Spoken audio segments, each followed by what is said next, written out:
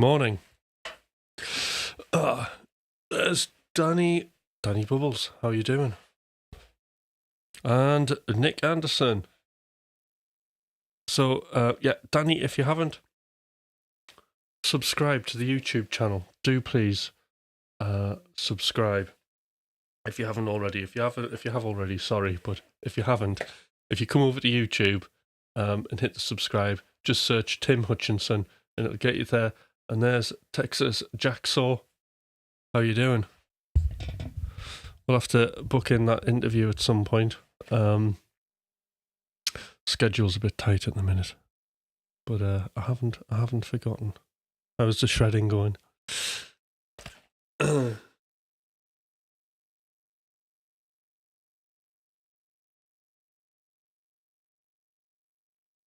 So, being the usual, get up in the morning, mad rush, setting everything up. Here I am. God, honestly, I'm back to my full routine. So yesterday was a fair amount of playing, I thought, I got in good couple of hours of just like playing to jam tracks, which was really good.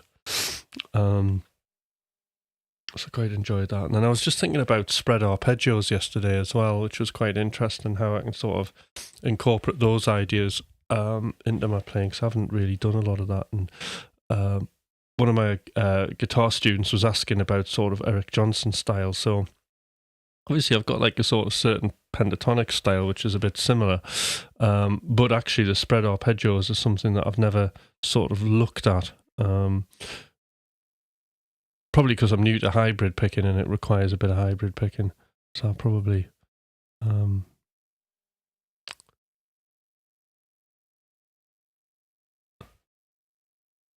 let's have a look. Yeah, it's midnight here in Texas, US. Hours away from a snowstorm. So, well, I suppose when it snows there, it probably really, really snows, does it? Just to sort my speech bubble out here. Always needs a tweak. Right. Yeah. So a bit of playing in there, spread arpeggios was sort of like the thing that I was focusing in on. I like to have a little bit of a theme and sort of picking sort of down descending sort of picking stuff was sort of on my radar of stuff, because I think like sometimes the mobility in my wrist I have to kind of work on a little bit. And sometimes I find the twist, like in your arm when you're doing the picking angle, sometimes that can get a little bit off. So on when I'm doing an upward slant to come back down a scale. So a bit of kind of working on that. It's all the micro practice stuff I was talking about yesterday. So that was that. And literally, yeah, so I was just busy on coaching from 9 till 8:30. Got home and then set up for the live, because I thought, well, today I thought, all right, well, we should do something maybe it's more in the studio today. So what I thought I'd do is I'd just take everybody through making just sort of a quick process of making a piece of music, or in other words, splurging. Although I'll not be fully splurging, because I'm going to have to I'm going to try and attempt to talk about what I'm doing. I mean, normally when you see me splurge on a live, which hasn't been for a while, I'm in flow. So kind of, you're not there and I'm just doing my thing and I'm kind of in and out of that. But I am going to try and make an attempt to do something here.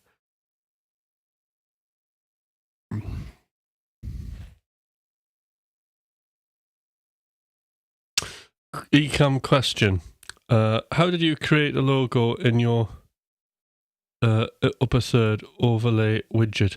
Well, it'd be something to do with an overlay, but to be completely honest, I didn't know how to do it at the time. And Thomas went, I'll just make you one. So he just made one for me, because he had the whole Hutch font and all that kind of stuff anyway. So just from the live streams and things. So he just quickly did it. Took him about 5 minutes, and then just said, put this on your layers in Ecamm, and that was it. So unfortunately, I don't know. But it was made, I know it was made in Final Cut. So it had been made in Final Cut and then exported out with a transparent background. And then that's it. And then you just resize it in Ecamm. So I think that's the process. I mean, like if it's in Final Cut, I could probably work out how to do it, but it'll be that transparent background, putting your text in with the transitions, and then exporting out, and then looping it, which Ecamm does for you. So I hope that answered. Then just loops, yeah. So you just drop it onto your text layers, and then switch it on, and then it plays, goes round and round. So yeah, it looks good. Brilliant. Yeah. So what else has been happening? I've got a short. Isn't it mad how social media works these days? So I just banged out tons of shorts in the holidays. I thought I'll set the camera up, just do like the usual like angle everybody does, and just knock a few things out and see what happens. And I did a load of them. I was getting posted a little bit too frequently, I think, when I was posting them up. But anyway, I mean, for me, they performed quite well. And one of them is up to, it says like 4,700, but it's actually, when I go on the analytics, it's way over 5,000 views within the retention that's like way above. It doesn't drop under 100%. And it's this video I've got. You can see it. I do like a 3-octave, 3-note per string pentatonic run in groups of 7, every note picked, flying up the scale. Okay, so the image is low quality, the angle is just okay. It's got a weird bit of my head sticking in it. It's got the green background with the green lights, which are completely blown out because due to the bad quality. The lighting is terrible. The playing's good and accurate. The sound, you wouldn't say is good, but that's part of the novelty, because actually you can barely hear the amp, and you can just hear my pick absolutely hitting the strings, right?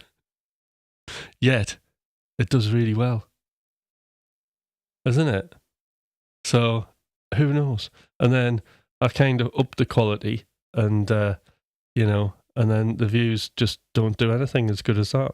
So the one thing, so it must be the thing that's sitting there just picking makes something relatable, but it's caused the most stuff to happen. It's really eye opening, isn't it?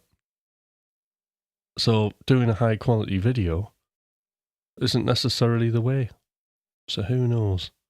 But they're fun to do, and it's capturing the moment, isn't it? And I think that's the thing with this and music, bringing it back to music, is we're too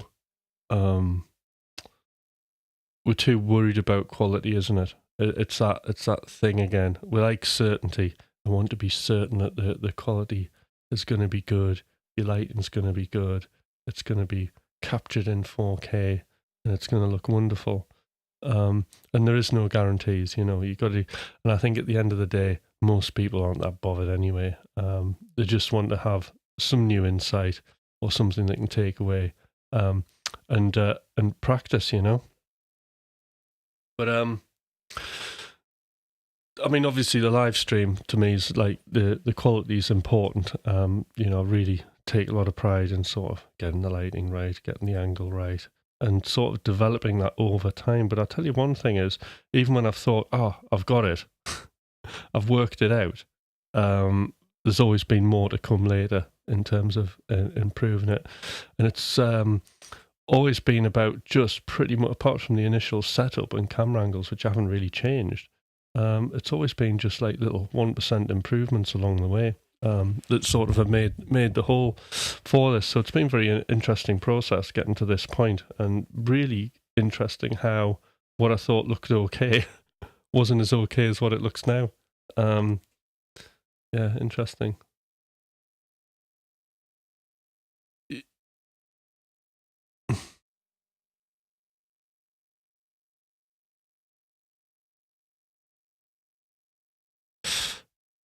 Yep, doing shorts can't hurt, can help, because it helps, it gets you subscribers.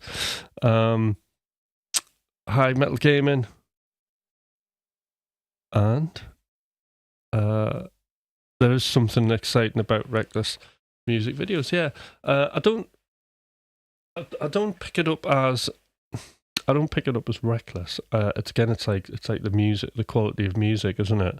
Making it's carefree, and I think that's quite liberating when I do that. I think it's carefree, it's fun.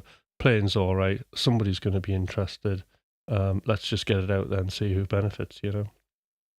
Same with doing these live streams. So today, like what I plan to do is we're going to do some stuff in the studio. Now, what I'm going to do is I'm using. All right, hold on. I'll just catch up on these chats.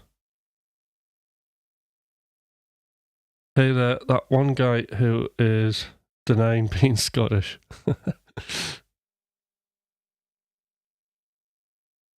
No, I'm from the north. Carefree is a much better word. Mornington, really appreciate the quality of your live streams. You can tell you've put in the work and have good gear. Yes. And it is a combination of those two things, really. Good sound, good look. Well, you have to have good everything, don't you? But this is the thing, because it's just great to sort of go out there in front of people and improve in all aspects. I think it's really helped me just be able to like talk to people. It's really it's massively helped my confidence. And there's been a lot of like good things that have really helped about doing. I mean, there hasn't been any downsides. It's improved everything, especially my guitar playing. So today, so the plan is I'm going to do some splurging, but I'm going to talk you through it. So I'm not going to be like proper in flow and like do something in 2 seconds here. So I am going to talk about it using my template. Okay. Now, what I want you to all bear in mind is splurging is something that you learn to do when you attend my coaching programs, and splurging is the fuel in your creative petrol tank. So it's probably the most important. Well, it is the most important thing to kind of have down and doing. Doesn't mean you're going to finish a track though. But what it is, it's about just creating, ideas, and hopefully a way of getting into the subconscious and creating ideas that are surprising. And again, the word carefree can be used with this because we want to be carefree. One of the problems that modern music production gives us now is that we've all got, and this is a good thing and a bad thing, we've all got access to the tools. So we can do that. But unfortunately, there's that much stuff out there, and we tend to buy that much stuff because manufacturers, software companies are all trying to solve problems that we haven't experienced yet. And we see these things, we go, all right, you know what, I better get that just in case I have that problem. But actually, fundamentally, as a producer, we don't need that much gear, okay? We just need to be aware of what our personal problems are with our music and create our own solutions. And creating our own solutions, not solutions somebody else has given us, is very, very important, because this is how you're going to be that producer, sovereign individual who's an independent thinker, who is proactive and not reactive. Okay, so the really successful people in music, they don't need other people to tell them what to do. They just do it. They know it's going to be all right, and they're doing it. I've coached people like this, and you'll be telling them to do something, they're already doing it. They're that sure. So it's really interesting how those people perform. And a lot of this we're going to go through today, and you're going to see that. And of course, what you apply in the studio and writing music, you can apply to your guitar playing and your writing. But as I say, splurging is the most important thing. Now, in terms of a template, right? Now, my template looks quite complicated, and it's something that I've developed over the years. When I've kind of strayed away from this particular template, I've always ended up naturally coming back to it. So I do have two templates. So there'll be one which I do for like studio production, and then there's been one for these lives. But I've decided to use the one for live because it's almost become pretty much like my studio template. And I love the idea of like just having one template that actually ticks the boxes in all areas. And the reason I'm saying that is because, you know, I'm using it the most, so therefore I'm practicing it the most, therefore I know how to use it the best. And this is an important thing because when we're looking at our DAW, our studio environment, we do want to think of it not as this separate thing that we just put music into, but we want to be thinking about it being a music instrument as well. So this is like a really important thing to have in your thought process. The other thing I'd like to say is, because mine will look a little bit complicated, but I'll break it down. Where it actually started from, the seed was just basically this. The fundamental framework for it is beats plus 3. So you're just thinking of it like a band. Okay, that's all. So any of you doing this at home, and you're wanting a simple way to start music, and you might be feeling overwhelmed, this is a great way to lower the bar and to quickly heighten it, okay? You have to lower the bar first. So beats plus 3, so to be specific, what I mean about this is you're just going to have a drums of your choice, whether it's Get Good Drums or whatever, EXO, or use whatever's native, it doesn't really matter. Just as long as you've got some drums and you've got the sounds for those drums already set up, right? So you don't have to go fiddling about with those drums, although I'm going to build a kit today. That's the first thing. The second thing is then you're going to think about your plus 3. So that's your beats. And then we've got the plus 3. So we're thinking this like a band, aren't we, really? So you can have a bass. So whatever your favourite bass is, whether it's a synth, whether it's groove bass or whatever, there's your bass. So you've got your drum and your bass. So think of it like a band, okay? You've got something that you're going to play, you know, a rhythm with or chords with or harmony, some sort of mid-range instrument, and then some sort of lead instrument that you can do melodies, leads, and whatever. So works perfectly for guitar, this. Synths as well, it's all good. And that's your first template. And then what you do is you do a splurge, which I'm going to take you through the process, roughly. But I'm going to try and show you some stuff along the way as well. And then when you do your splurges, there's the review system, which those of you who have been on here before will have heard me talking about. The review system is wins, problems, opportunities. So we write this down after each session. Very important that you write down what your wins are first, because human beings were negatively programmed and we just want to get to the problems. And that can kind of lead us down into a negative state. Okay, so we want to be just in touch with the things that went well. So you've done this new template, you've managed to create some ideas which you've enjoyed doing, you've enjoyed the process, all that kind of stuff, and then you move on to the problems. So the problems are that basically my mid-range instrument was too limited, uninteresting. Okay, so if that was a problem, then what you're going to do is you look at all your problems and you might go to, well, you'll go to your options and it will be, okay, I'm going to try adding some reverb and delay to this. So it's a bit like an upgrade to your band. You'll say, right, the lead instrument was quite limiting, again, with like more a different contrasting sound. So if your lead instrument was like, I don't know, a note that was sort of long, like a saw wave type synth sound, or a heavy distortion sound on a guitar, maybe that you would pick another guitar that's going to be clean, that kind of looks at doing more sort of arpeggiated sort of notes. So you've got those two things, and that's your next sort of upgrade. And then you do another splurge, right, using those two other things, and then you guess what you do, you wins, problems, and opportunities again. So this is the stuff that we start doing in coaching, and you make tons of these music. So there is a coaching group starting next in February. So anybody interested, right, who just wants to make tons of music, right, it's a wonderful thing to do. I can highly recommend it, and I will help you do that also.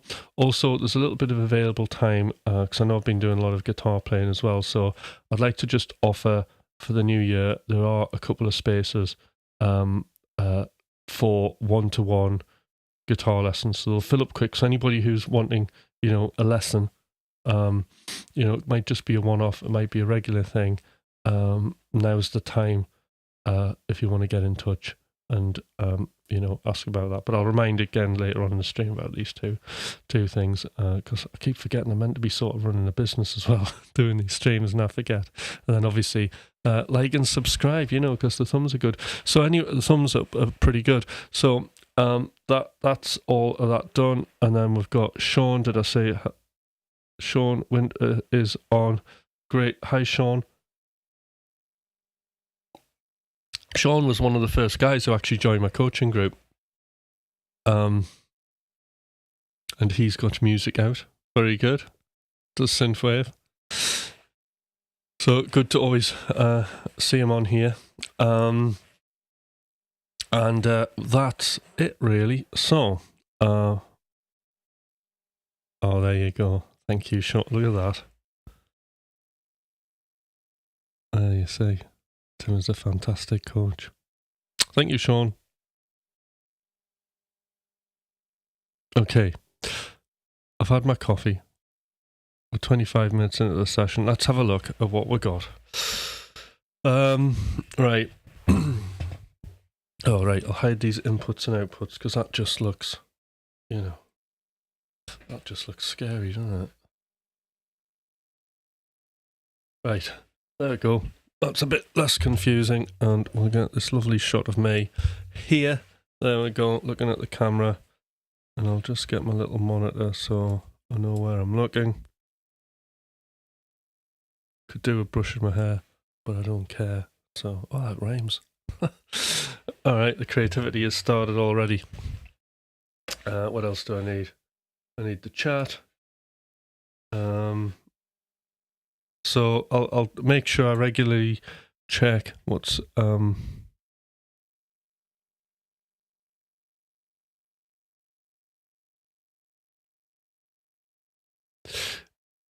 if I could have made fantastic larger, I would have. Yes, thank you, Sean. Very kind words there. All right. So basically, I'll just show you the template. So the way it works, right? So bear in mind, this is like for my live as well. But what we have here is I've got my drums, so that's your beats, okay? Now, I've got a variety of drums because one of my problems was that, okay, I'm using a lot of electronic drums with electric guitars, but sometimes I just like want to really sync up with some live drums. So the two sets of drums I've got is I've got EXO, and now when I started, what actually happened with EXO is I just put it in my template and I splurged with it how it is, and then through the wins and problems and opportunities, I was wanting more of a produced sound, especially for the live. So eventually, what I did is I just made sure that each channel of the drums got its own output channel, of which you can see I've got like effects on. And I know, like, one thing we're not going to be concerned about, right, and I don't want anybody to do it first, is to start adding EQs unless they've, like, used them before and they're absolutely sure about kind of what they're doing in terms of how they're thinking about the results of what they're doing, okay? So I wanted a clean, sort of polished sound for the lives, and what I chose to use that would do this in pretty much most instances is I have a standard channel strip that actually loads up every time I create a track, and what I have on that is I just use the SSL 4K because everything's there. I've got a high pass and low pass map and stuff like that, but that's a detail. We don't need to worry about that, but that's something you'll see on every channel, okay? And it's macroed, so I don't even have to open the plugin, because that's too much time. I'm just literally cleaning a sound up. So some things like just creating like a load of like noise that's getting in the way of what I'm doing, I can either high pass it, the low end, or I can get rid of all the fizzy, horrible top end, just to the low pass, and it's as quick as that, right? But there's the drums, and then there's my live drums, which don't have individual outs. That's just like the way the midis are, and that's the way I'm actually going to keep it for now, for the live. So I don't need to start like getting into individual channels for this. And then I've got my bass instruments. So I've got three. I've got an SH101, clean bass guitar, which is great for riffing. Now, this is a really cool thing because we're thinking about this template as an instrument as well. I'm using it for live. I thought, wouldn't it be great if I could just do the bass and the guitar for riffing all at the same time? So that's how I came up with this thing. And basically, what it consists of is a bass, okay, which is the guitar tuned down an octave, basically, with hypertune. And then just to make the guitar have more low end, so it really is like a bass, I use Basement Unfiltered because I think like the actual, without using MIDI, the bass tracking on this. So what it does, what do you call these plugins? Harmonic enhancement, right? So this one's quite good at sort of following the notes more accurately, in my opinion, which is why I use it. So that's just kind of giving you the illusion that the low end is more fuller than it actually is. Then it's going into parallax bass amp just on a preset, and that sounds good. So that's like the bass. And then on top of that, I've got two McRocklin suites, hard pan left and right, and they're totally two different patches. Okay. So that's the kind of thinking on that. Oh, there we go. Morning, Jeff. How are you doing? Oops, mic's distorting, I'm shouting. Right. And I think I need to turn my mic down a little bit. Hold on. Right, there we go. Right, that's better, isn't it? Okay. Just various guitar setups. So if we're thinking of like mid-range stuff, I've got ambient chords. We've got an ambient lead to match it. I've got clean delay. And then on the leads for the guitar, I've got this heavy octave, which is dead handy because I use it specifically for lead instruments, and it's just got an octave higher on a lead tone with some heavy chorus on it. Sort of emulating a synth, but it means I can just quickly do ideas really quickly. We've got Nunchuck, which is just for pure shred. We've got some chords, which are just crash chords, a heavy sound. Synth lead, which does weird textural kind of stuff and is uncontrollable, which I do like. Hi, WC. Okay, so that's it. Then we've got the synth section, which is almost like this is. So if you just ignore that, right, this is like much more easier to see as the Beats Plus 3. So I've got my low end, which is the bass, and I've got the Juno 106, which is mid range, and I've got the ARP, which is lead. Juno is also lead as well. We've got random. So random is a cool thing to do. Now, this is really important because the thing with having a random sound, what that's about is a little game about discovery. I know I mentioned discovery as the next stage on from splurging, but we do want to have a discovery mindset when we're making music at all times. And what I mean about that is a good example would be, instead of like preset surfing all the time, just having a sound and thinking about, okay, how can I make this sound work with the music that I have already? That's the discovery mindset. And when we look at the synths that I use, I mentioned this the other day, they all tend to have sliders, okay? And the good thing about this, it's just visually easy to see where I am, and it's also got limitations. And when we have limitations, right, it means there's going to be less tweaking and messing about. It's easier to learn, okay? And it's just quicker. So I have a patch called Hutch Everything. And what I do is pretty much a rule is I don't surf presets. What is the chance? What is the chance, right, of me flicking through, and I don't know why people do this really, I don't know why I did it for years, right? What's the chance of me flicking through a preset and finding a preset that's going to like miraculously work with what I'm doing, you know? So it comes down to fundamentally something quite simple, right? Okay, so I've got this bit of music, okay? All the sounds are in it long. I need something to contrast. I've got another long sound. I like the melody, but maybe what I could do is make this sound contrasting. So this sound needs to be shorter, and it needs to be a different texture of sound. So maybe instead of using a saw wave like the other sounds, I'll use like a square wave and modulate that in some way. And that's it. And you just make that sound. And while you're listening to the music, and you make something that fits with what is already existing. So that's the discovery mindset. But the other thing about random is because I'm using a lot of additive synths here, this is my way to easily do FM stuff. So it's different. This has kind of got a contrasting synth, really. It's got something very, very digital. I can't be asked to get learn FM and things like that. So I'll just get this and pick like a preset and then just use it, rinse that. Inspiration. So inspiration is really important, like in my templates, because sometimes I want a starting point, and I understand.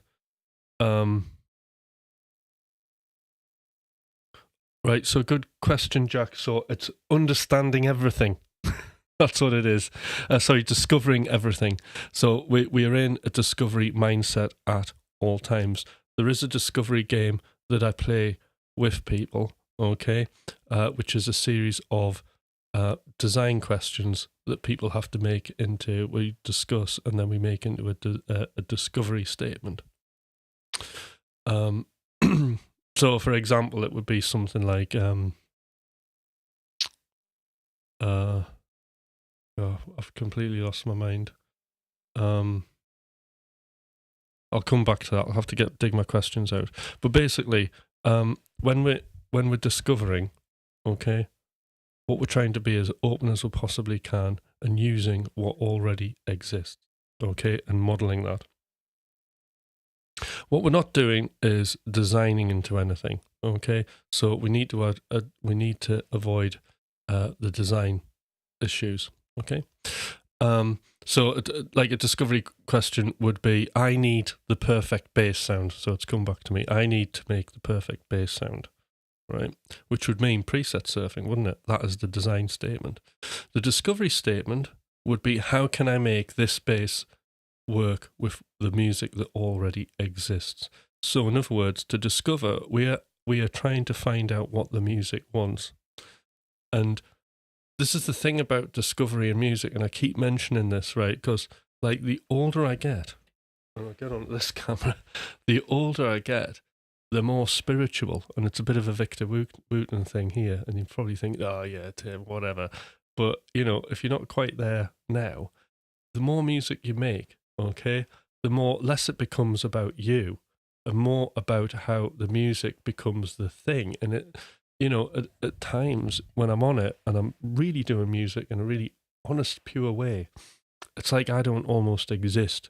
It's like the music is telling me what to do through a metaphor of emotion. It doesn't actually say, Tim, turn the bass down or anything like that.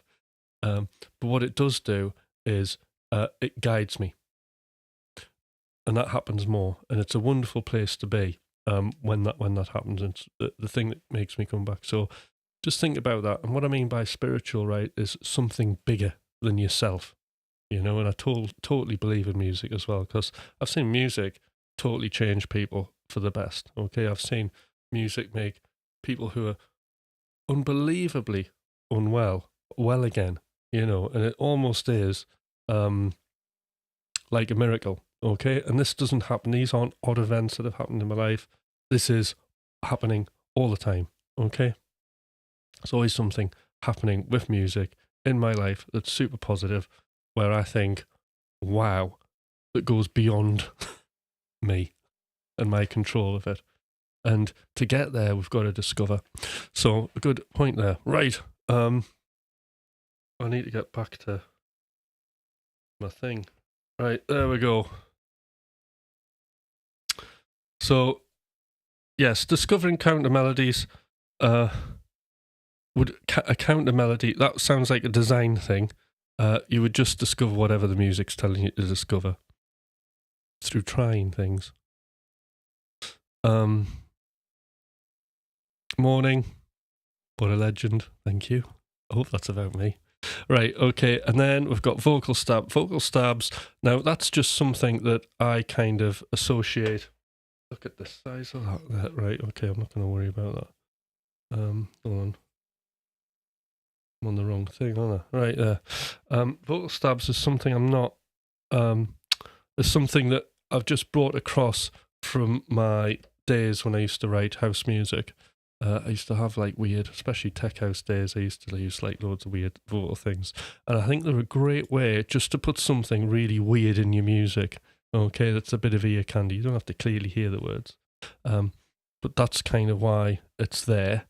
And textures is really important. So textures, like there's nothing worse than just starting with a blank door and no idea. Okay, and that's just human nature. So we need something to discover. So I have a set of textures which really, really help me out. It's just a nice cozy blanket and something to respond to. Now, textures could be found sound. It could be something that's like a tune, sort of ambient background, which is often what I'll use. Okay, so that's like kind of one thing that I would do. Okay, now, and I think that's about it. The other thing I have is just kind of to do. I mean, I don't want to get into the side because obviously this template's developed. So because like I finished so many tracks, right? There are certain things in the finishing side that you learn that you can actually bring into the beginning of making a track, and that tends to be things that are to do with focusing on quality. Now, what we don't want to be doing is we don't want to be we don't have any quality focus, and the reason why we don't have any quality focus, right, is because it's results, and results is something that hasn't happened. It's something that makes our brain think into the future, okay, and have thoughts that aren't actually about what is actually happening in front of us and what is coming out of the speakers, okay, and it's design, and it can create uncertainty and doubt and negative thoughts and feelings, right? Because if you design something in your head and you go, right, well, I'm going to go for this, and then you don't get anywhere near it, you're constantly, every move that you do is you're trying to make a comparison to this thing that you've designed. So it's like, I heard a really good analogy of this. It's like having a solid container, right? That at the end of a process that you're trying to fill up exactly, okay, but this container doesn't move and things aren't working, and if you can't fill it up, it becomes frustrating. But actually what the end result is for us is more of a sack. So I love this like sack analogy. So the actual, what we want is our end result focus is something that can mold and change, right? So that goal, that design thing is forever changing. And this is probably why people say, you know, art is merely abandoned and never finished, because how do you know when is something finished? Luckily, I have a very good review process, which we talked about a few sessions ago, I believe, called Paths, which is about purpose, arc, thing, hooks, and space. And it's a great way to review your music outside of, you know, your thoughts and feelings about what the music is, and just allows you to be able to, because at the end of the day, the judgment on your music is this, whether you like it or not, you know, isn't that important, because it's to go out into the world and other people will love it. But we do want to know that it's okay, don't we? So this is a good way of going, look, this answers the question of, is this music a good example of what it wants to be? And if it is, then it's good to go, isn't it? You know, if it isn't, then through doing the review process, which I do in the coaching program, it will tell you what needs to be done outside of what you emotionally think of your music, that will give you a way of finishing in times of doubt, you know. But sometimes, you know, music just like does it just finishes, you know, and it's good, and that's it.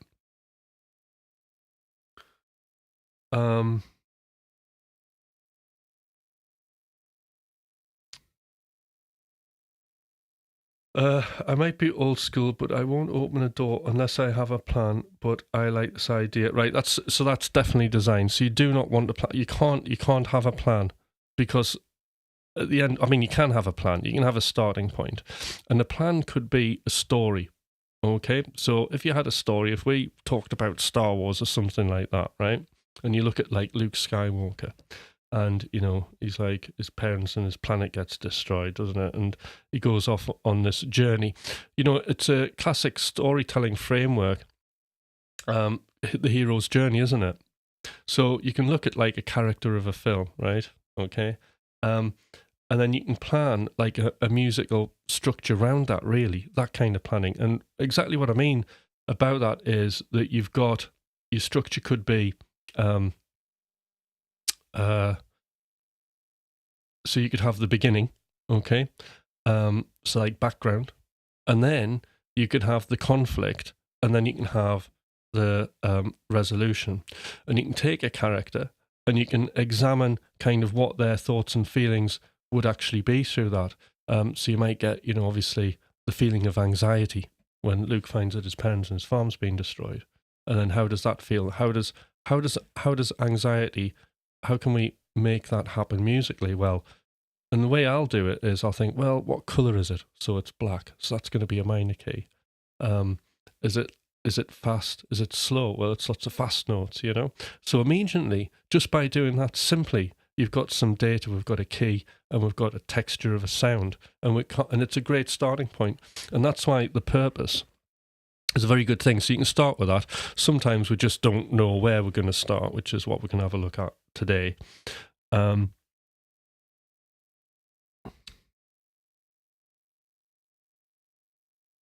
Exactly right. A mix is only finished when you deliver it. So yeah, and the other thing is you don't need to be in the mood.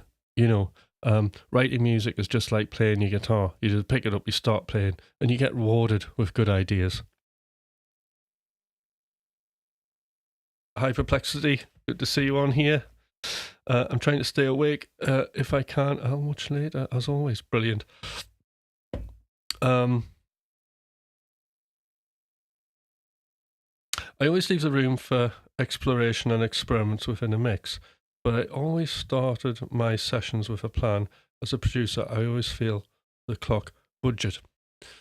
Right. Well, that's interesting because with this process, you'll be making music fast, like really, really quick. You'll have ideas and you'll have an abundance of ideas. So in the coaching group, usually I'll set a time at the 10 to 15 minutes, and then people are like knocking up ideas in that based on some sort of purpose or game that I create, that I guide them through, and then we set the clock, and then they experiment with that. But they only get like 10 minutes to do something. And it's amazing how much you can do that. And I think what we'll probably do is we'll have a look at sort of my automatic music making machine in depth, maybe tomorrow's session. But it might be a surprise, or maybe Friday, because I might want to do some guitar playing. But anyway, let's do something, right? So I'm going to delete what I've got here. All right. And I'll take you through the process. So, one thing I have, right, is, if I'm making a synthwave track, okay, there's a thing called, sonic signposts. Now, when you're setting up your template, right, you're thinking about kind of like what genre you're going to be doing. You can change all of these whenever you want, really. But to get started, right, you're just thinking about, well, what sounds are typical of my genre, okay? And we can kind of play with those ideas. So one thing I'll do, and this isn't something that you would start in your session, this will be done beforehand. So, but it's just important because I do want to talk about the sonic signpost thing, because, and this is why I use EXO, right? So let's have a look. We're going to build something from scratch. I have presets that I can just use, but what I'm looking for is I'm looking for synthwave. There we go. Here's the synthwave. So three samples packs, and this is what's great about this, is because you can see all your one shots, yeah. So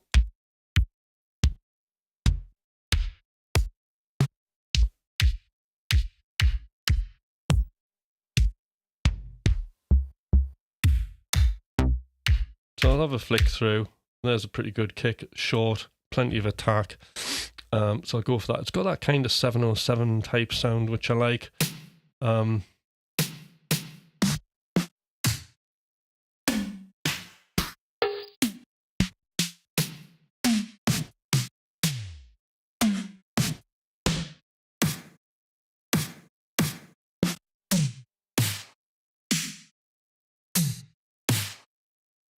Quite like that, so I'm going to go for that.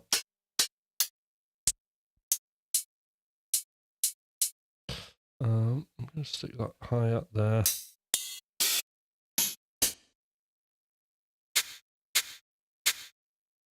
I'm going to just go with that because I don't want to spend too much time thinking. Actually, no, that's better.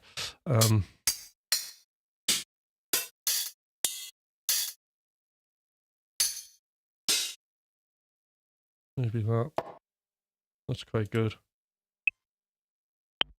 So I'm making all these decisions, right? But I'm not basing them on any particular future thing. Just, I like that sound. It's vaguely within the genre. That'll do. And then I've got myself a kit, which I'm going to write with. Okay, that is it.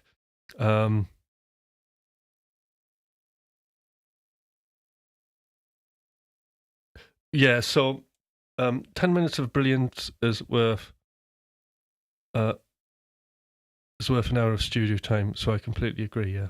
But and we're wanting those times of brilliance to happen all the time, aren't we? And it can, you know. And I have a whole process for this. Being late here as well, all right. But I really appreciate you guys staying up past your bedtime. So I'll make it worth your while. So we've got some drums, right? Basically, I've got all the rest of my sounds set up, but I have no idea, right? So I need something. I need a catalyst, right? So we can have a look at... there's a couple of ways we can have a look at this. So let's think about maybe a texture. Now, I have a load of textures here ready to go.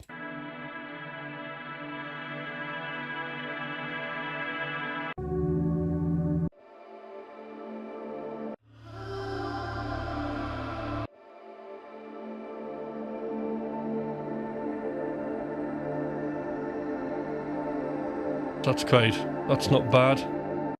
I could stick that in. Okay. Now, I've got ready for my textures, actually. I've got a high pass and a low pass already dialed in, so it's just, because really I'm just want it in the background, yeah?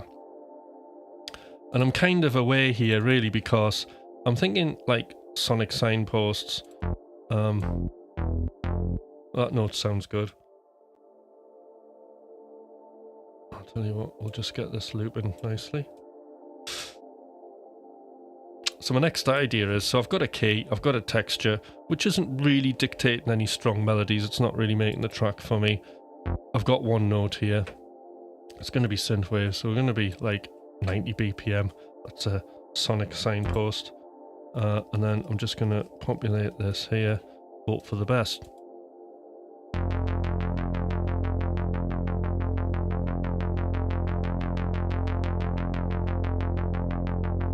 And maybe I'll tweak it a little bit.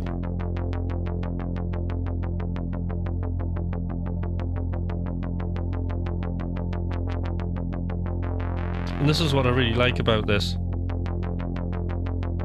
because I can really get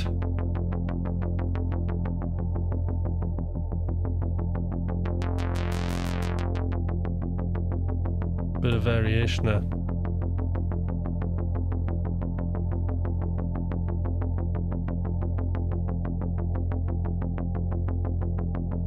So far, so good. Let's get some drums.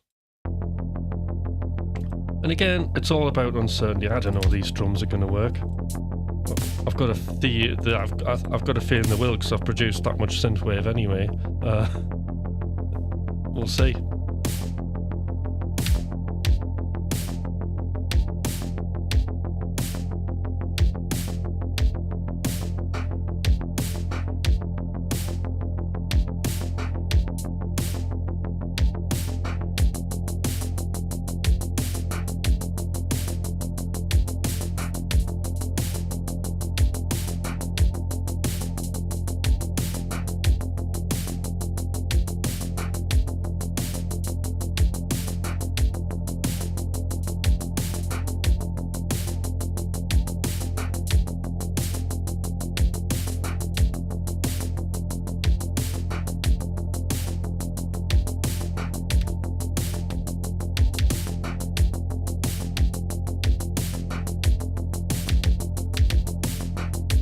Whatever comes into my head, I'll just go with.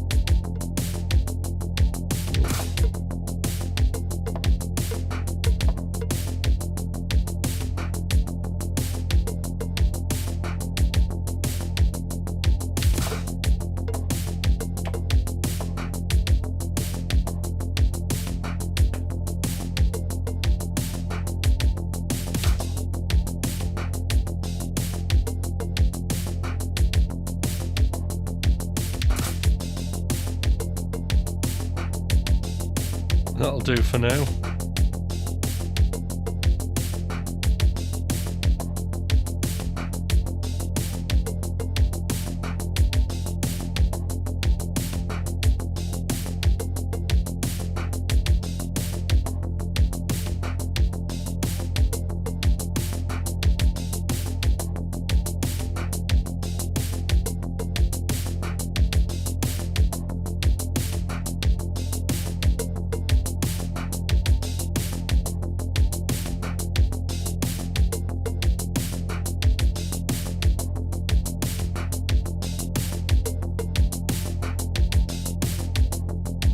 Okay, let's do something with the bass. So I'm just going to duplicate this. So we'll find some of the notes.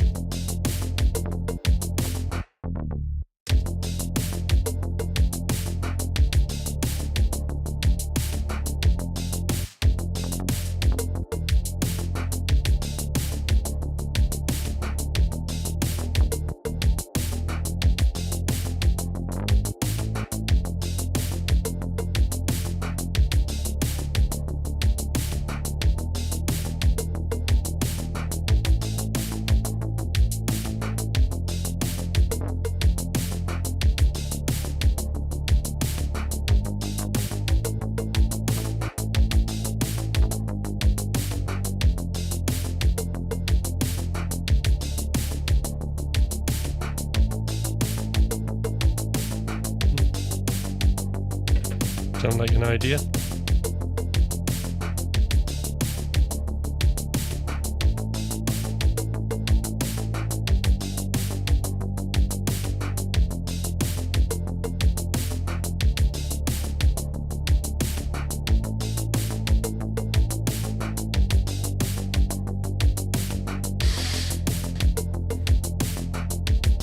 So sounds like we're in F Lydian here, doesn't it?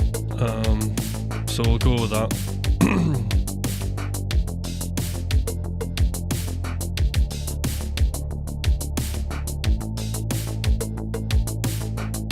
And we'll come up with some sort of arpeggio.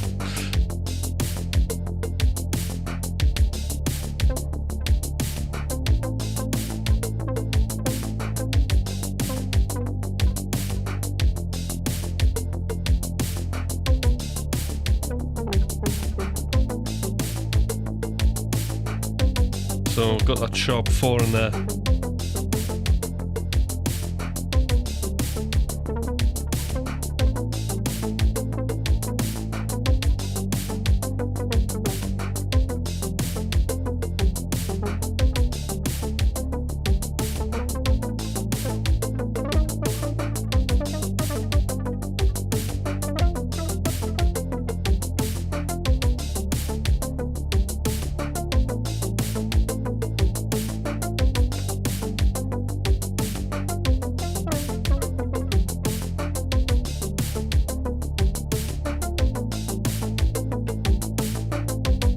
And then make a few quick sort of alterations to this.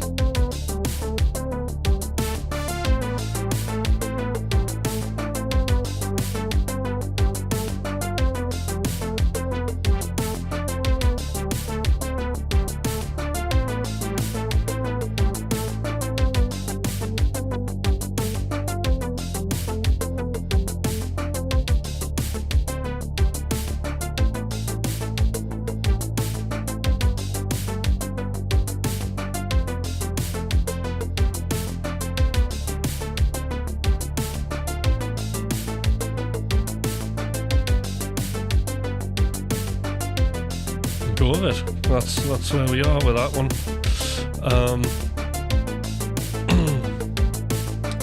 Okay, just check the chart.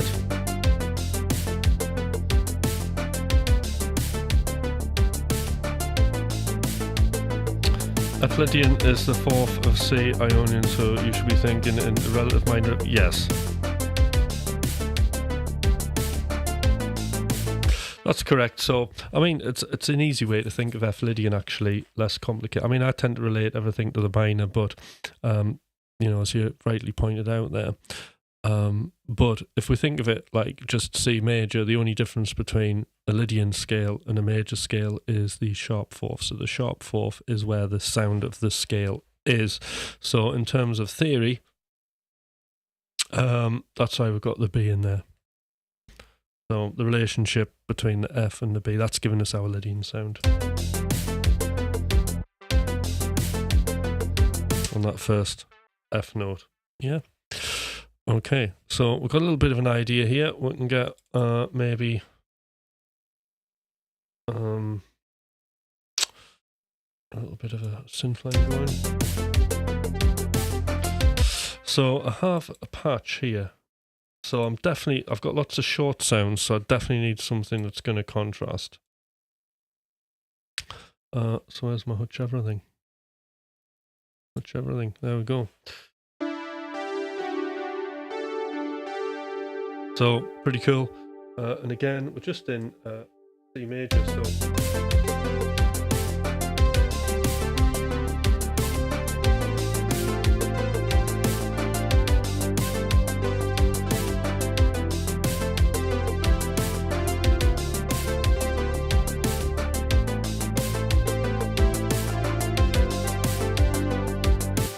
And we'll just bang something in.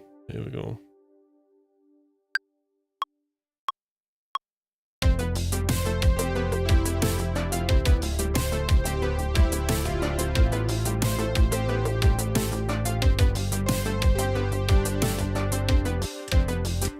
And that's really all I want to do there.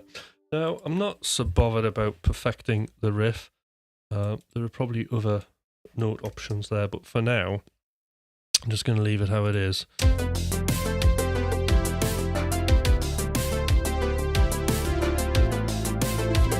having said that, we can do that one out. There we go.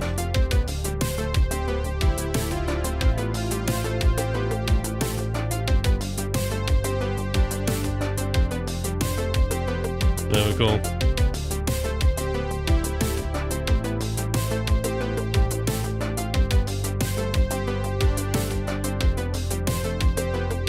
And then let's just stick in something on that first beat.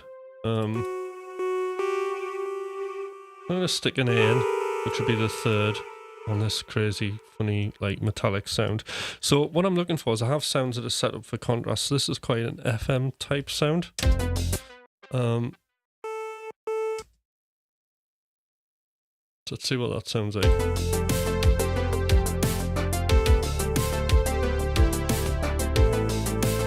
So I'm kind of building, sort of with the Juno sound, that's become like the response, and I'm now with the random sound creating the call. So it's quick answer there. And then maybe that's the next. So this is like a question, and then I'm re-asking the question on a different note. And then the Juno sound is doing the questions. So call, response, call again.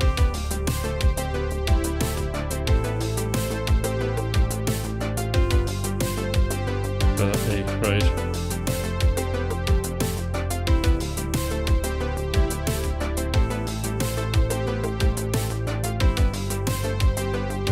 Okay, so now I'm just looking at sort of more kind of textural stuff that's going to make this a little bit more different, a bit more like, oh, like, well, how do you think of that kind of thing? And actually, the answer to that is when you're hearing stuff, right? This is quite important. Because I used to get this all the time when I was listening to like tech house, right? Or other various electronic instruments. When I first started producing dance music, I was thinking like, how do these producers, and this is a design mindset, think of those sounds? How do they think of them? How does it come out their head, and how does it? And the answer is, for most of the time, is they don't. They just find something and they just go with it. And the design into it, they'll think they'll be messing about with presets. This preset sounds really good, and they'll do something with it, and then that'll trigger a whole track that's kind of based around that sound. as the focal point. So never really stress about, is this the right sound? Is that right? How do you make that sound? Okay, we don't have to make that sound. What you have to do, discovery mindset, is to make the sound that you already have work. Okay.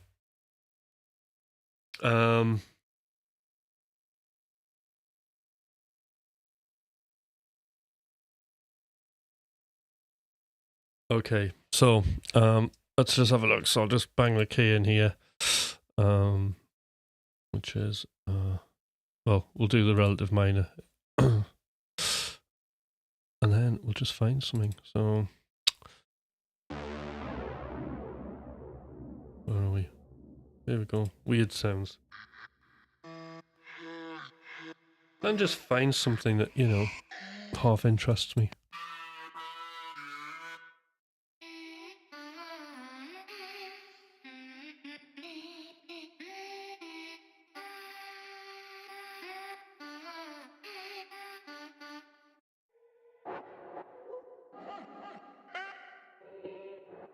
Very EDM, these.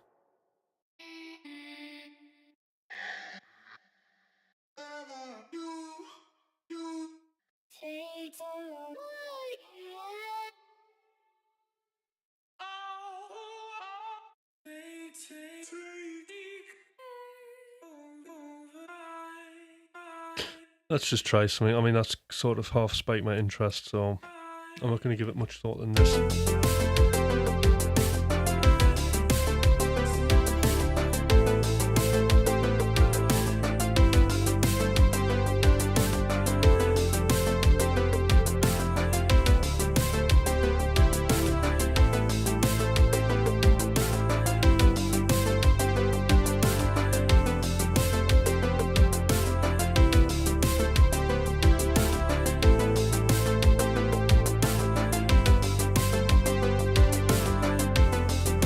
I'm just trying to plonk it in the gap. So we now get this.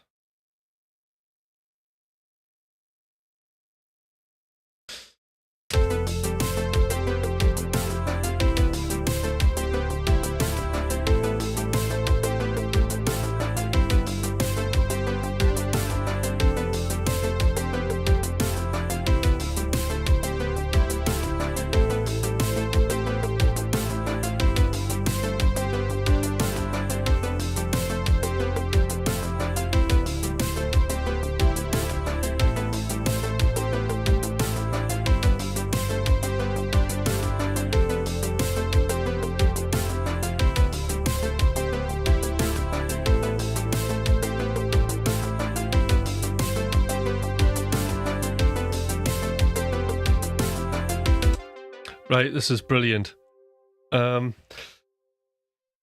Potentially, one would not recognize one's own music based on how quickly and spontaneous this is created.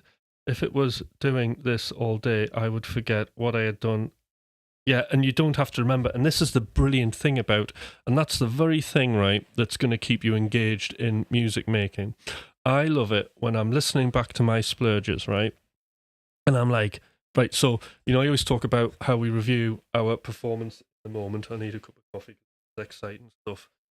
Tube Screamer.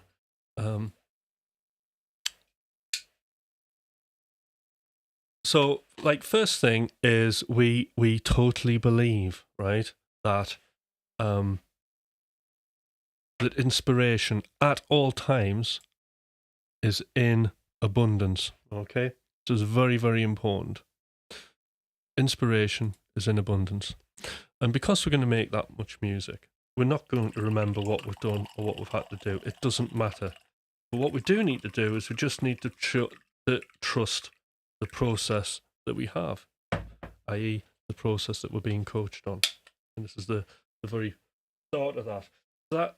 That is always going to have problems, right? But what you're saying there, okay, Tube Stormer, is that as an example of a good problem, isn't it? Having so much music you don't recognize what you were doing. And this is why when we do a splurge, it doesn't matter what we're thinking at the time, right? Because that's not important. It's what we're going to think later on when we get away from the review of our performance, because what is important is not what we're thinking about what we're doing, but what is actually coming out of the speakers, because that actually exists. Our thoughts and feelings don't really exist. It's only for the moment. But the music that comes out, that's the thing that's recorded. That thing, after this session, we can't change. So once I forget how I was feeling about my performance, which is why I always recommend people to listen back to their splurges 7 days later, we're reviewing it without that extra sort of feeling about what we were doing, and we're just listening to the music for what the music actually is. When we listen to that music, you know, that's when you get the surprise that I can't remember doing that. That's brilliant. I can't, like, it's like you listen to it and you're inspired again. Oh, that's a really good idea. There's some stuff there. And I think I'd really like to explore that idea more and discover these things. I have a few thoughts on what I would do. And you're basically doing your discovery session from there, from that splurge. So it's a great problem to have, Tube Stormer. And, you know, believe you me, creativity is in absolute abundance. All we have to do is just sit down and do the, I hate the work word, but we have to sit down and do the work, and then it's not work. It just becomes like you're somewhere else and you're just having fun. All right then. So got a bit of an idea. So the next thing, we can start thinking about, well, what can we remove from here? Because what I want to do is do a quick. So that's a good little verse section, isn't it?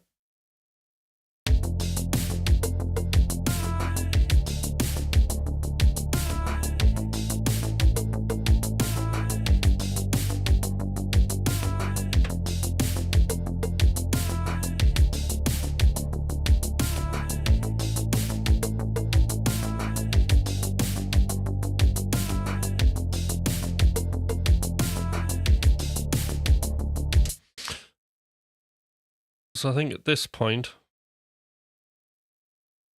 so we've got like a verse and we've got a chorus bit, and then I just need some sort of thing on here. Oh, that sounds great. So that was probably not in tune. I'm gonna go with it because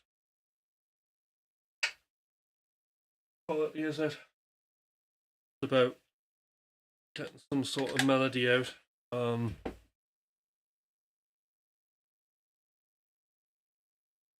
Of course, what we want, not none.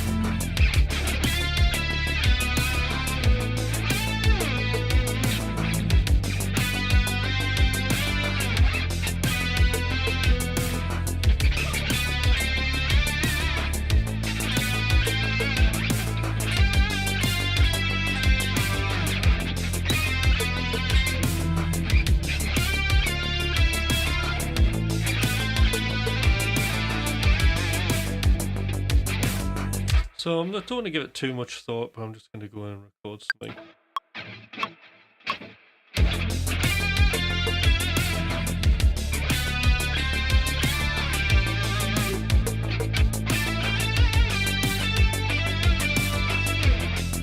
And that'll do for now.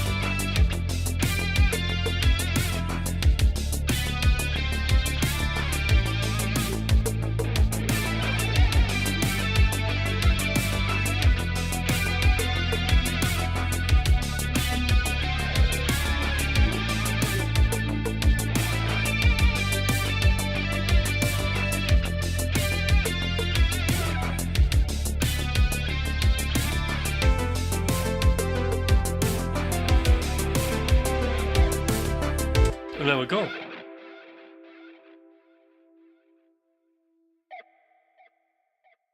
And we've got a bit of an idea there. So that's the initial seeds, and kind of talking through it. So what I'd like to do now is I'm just going to have a quick listen.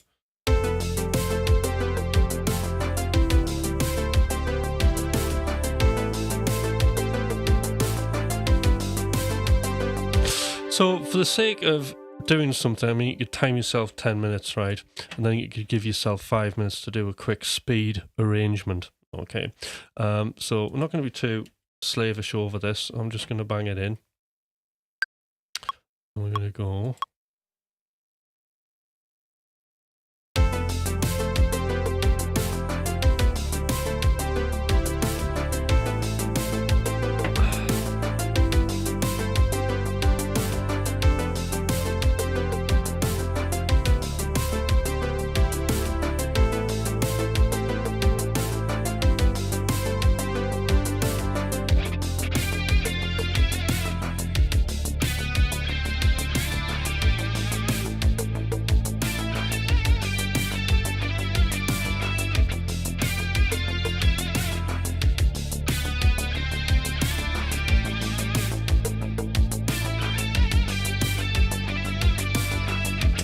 Okay, so we've got a section A and a section B. Oh, what's going on here? Right, essentially doing that.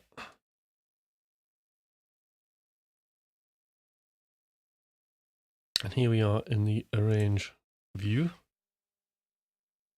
I'm gonna select everything.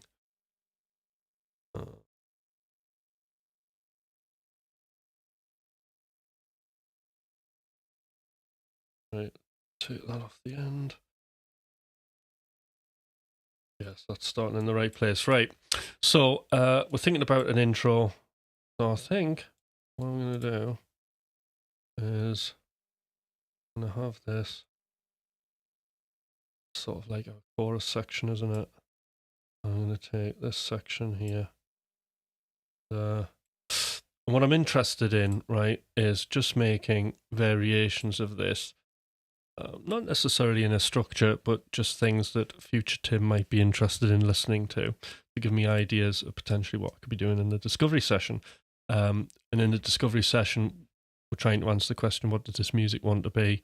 And that could be like, what other contrasting parts can I add?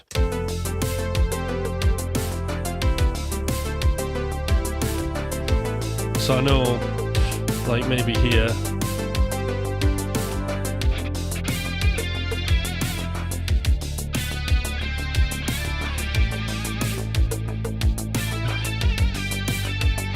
I could bring that up.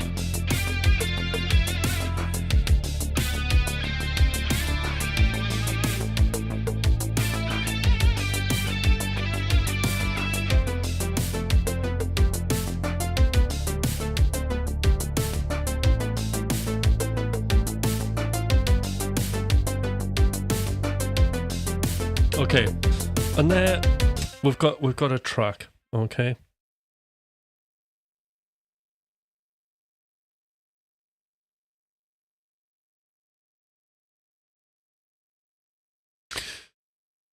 Right, so far so good.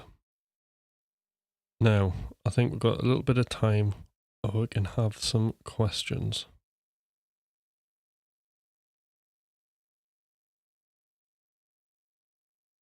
Right. Okay.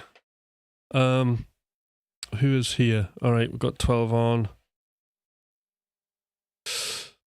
So again, if you're interested in making your own music and you're interested in joining the coaching group, I've got a new intake happening in February, and it'd be great to see some people from this stream maybe in that group. That would be brilliant. But do email me.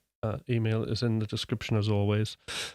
If you are interested, and we can have a quick free chat on a call to see if this will be a good fit for you, and I can find out a little bit more about what you want to, what your goals are for this year, and make that happen.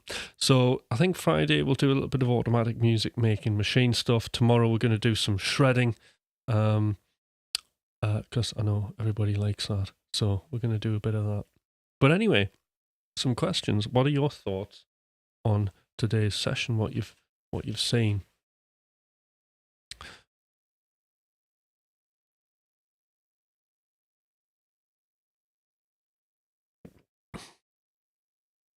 So as True Storm was saying, I love the idea of abundance and not knowing, remembering what you did and not being able to recognize yourself.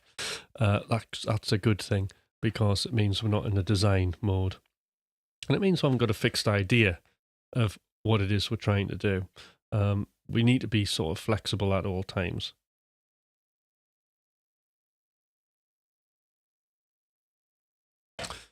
Oh, Josh had to fill out a nightly report. Oh, good, you're back now. Nightly report done.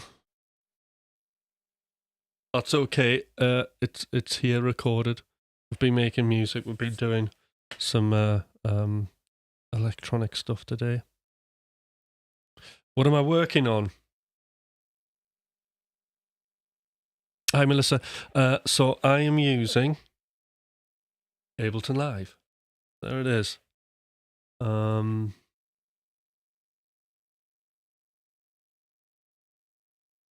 It's actually my live looping template that I'm using, not my full studio writing one.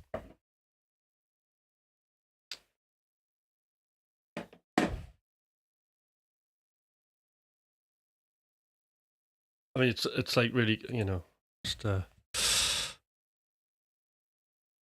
what I heard was cool. Yeah. But I suppose a good thing about this is you got the versatility of kind of going into, you might be in a writing session, and one thing I like to do with the missus when she's wanting to sing is I can just quickly, say we could just quickly experiment and see what would happen if, I took one element of this, take the arpeggio and texture and the vocal, and just use that for a bit of inspiration. Maybe we'll put some live drums of it. So live drums. Oh wait, in fact, we could even bass. We could even bass these drums. Okay. Absolute chaos. Fine. Get that. There. Yes.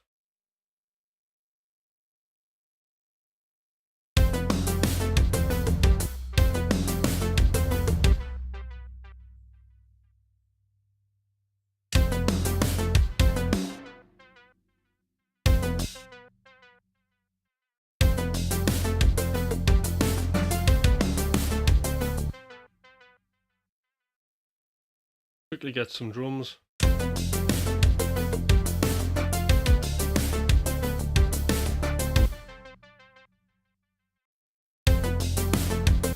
Oh, not playing though.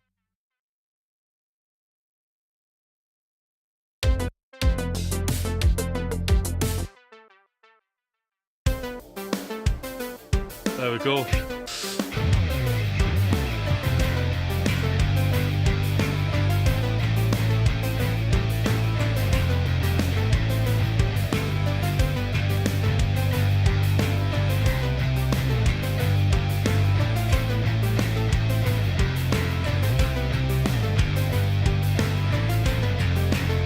Or go into minor.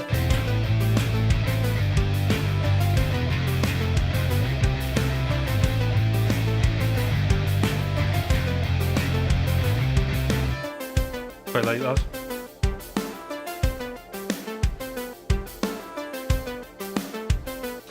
Right, I'll just set loop thing. 4 bars.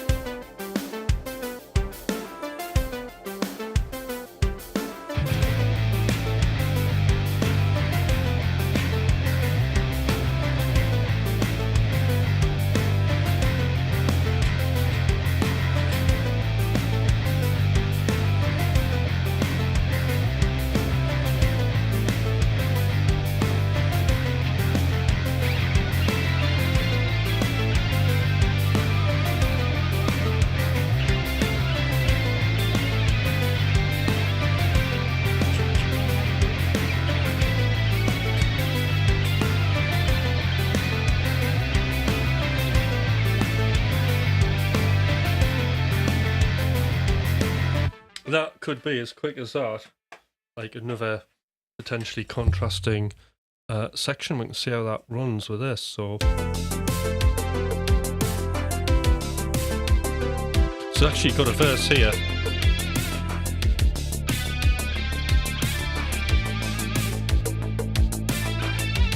And then maybe a chorus.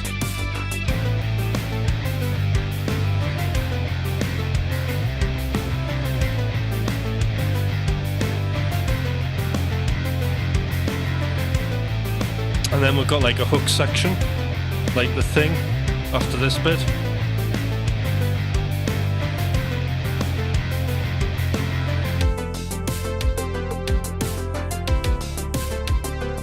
So, yeah, I mean, we're just splurging ideas out.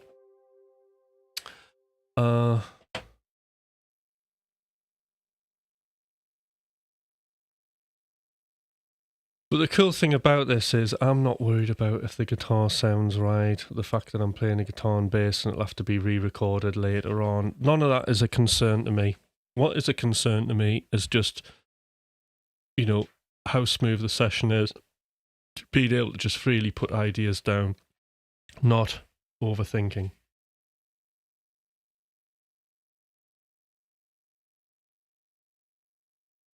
So, very cool. I write rock, but I've always wanted to do something like Wolf Club. Ever heard? Yes, I have. It was together with Amazing Group, yeah. Now, everything that I'm doing here, and I'm sure you understand this, Tube Stormer, everything I'm doing here, you can apply this to just writing guitar stuff. It's not like not a problem. It's all the same thing. It doesn't matter what DAW you're using, what genre of music you're doing, the creative process and the way it can be modularized is always the same.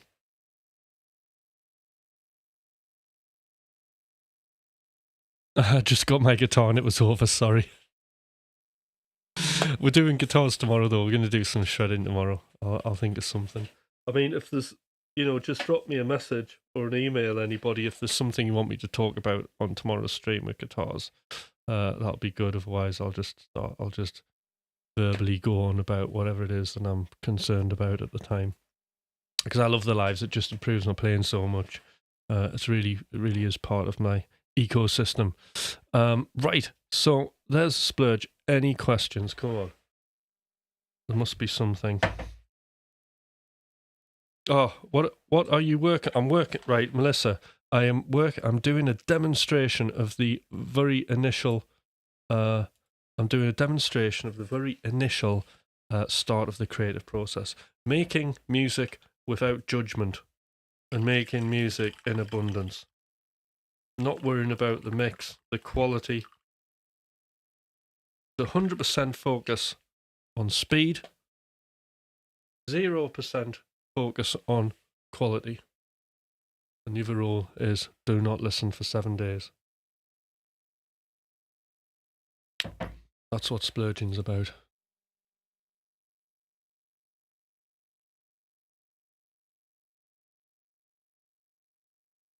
So again, do, if you're new on here or whatever, do subscribe. Do give me a thumbs up as well. I didn't expect to be as popular today as I am on other days doing guitar, because that's a little bit more different, isn't it? And some people wouldn't be expecting it. But writing music is going to be important for, any musician out there wanting to express your thoughts and emotions, because remember, emotions has the word motion in it. So it's we're manipulating thoughts and feelings over time, and that means writing some music, doesn't it? Hi, Zach. Over from Hawaii. Glad this was on the homepage. Brilliant. So, Zach, you'll have done it already. Give me a thumbs up and a subscribe. There's going to be more sessions like this. I'm doing some guitar stuff tomorrow.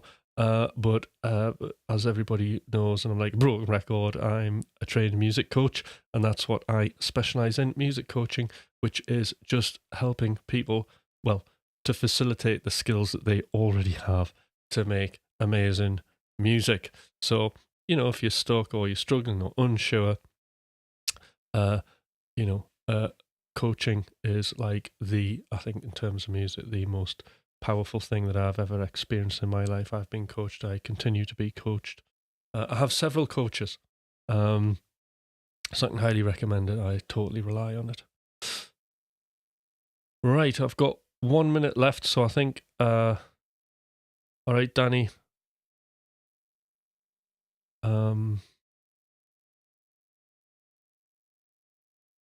I think that is about it for the day. Thanks everybody for tuning in and watching this. It's been an honour and privilege as always.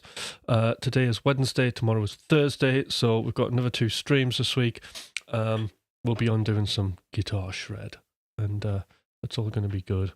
And take care, and I'll see the regulars tomorrow. All right. Take care. Bye.